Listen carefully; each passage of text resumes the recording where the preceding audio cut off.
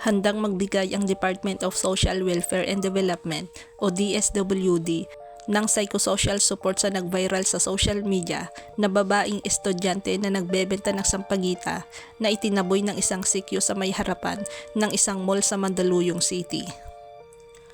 Kaugnay nito, inatasan na ni DSWD Secretary Rex Gatchalian ang DSWD Field Office National Capital Region para hanapin ang bata at kanyang pamilya para bigyan ng iba pang interventions. Sa kumalat kasi na video, makikita na sinira ng sekyo ang binebentang sampagitan ng bata at sinipa din ito habang itinataboy ilang hakbang lamang mula sa mall.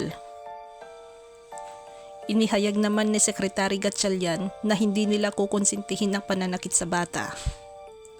Hahanapin din anya ang sangkot na sekyu para pagsabihan ito kung paano tratuhin ang mga bata sa maayos na paraan upang maiwasan maulit ang ganitong mga insidente ng mishandling. Samantala, inatasan din ng kalihim ang field office sa NCR na makipag-ugnayan sa pamunuan ng mall kaugnay sa posibleng maibibigay ng pagsasanay sa kanilang mga empleyado kung paano ang maayos na pakikipag-usap sa mga bata na nasa parehong mga sitwasyon.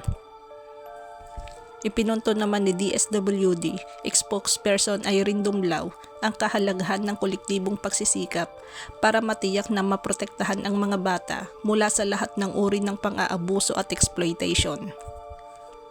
Samantala, binigyan din ni Rosemar ng pinansyal na tulong ang umano'y batang babae. Ayon sa kanyang post, "Para sa Sampaguita Girl, mag-aral ka mabuti at tapusin ang pag-aaral. Huwag ka na magtinda ng sampagita sa mga bawal na lugar para walang problema. Magsimula ka na lang mag-business sa labas ng bahay nyo tulad ng ihaw-ihaw o magtinda ng Rosemar Skincare. At kay Kuya Security Guard, sana ikaw naman ang next na mahanap ko para mabigyan din kita ng tulong lalo pa at siniba ka na sa iyong trabaho. Kung nais mo rin magtrabaho sa akin, hiring ako ng security guard. Alam ko ginawa mo lang ang best mo para gawin ang trabaho mo. Yun nga lang sumobra lang in a way, pero tao ka lang din nagkakamali at pwedeng magbago. Naniniwala ako na kaya mo lang nagawa yun dahil ginagampanan mo lang trabaho mo."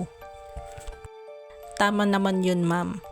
Sana mabigyan naman siya ng isa pang pagkakataon na magbago. Baka nadala lang siya ng kayabangan niya sa pagtaboy niya sa bata na doon nagtinda ng sampagita. Alam naman natin na ang mga gwardya ay sumusunod lang sa responsibilidad nila bilang isang bantay kaso gumawa siya ng mali nang hindi naayon sa kanyang trabaho.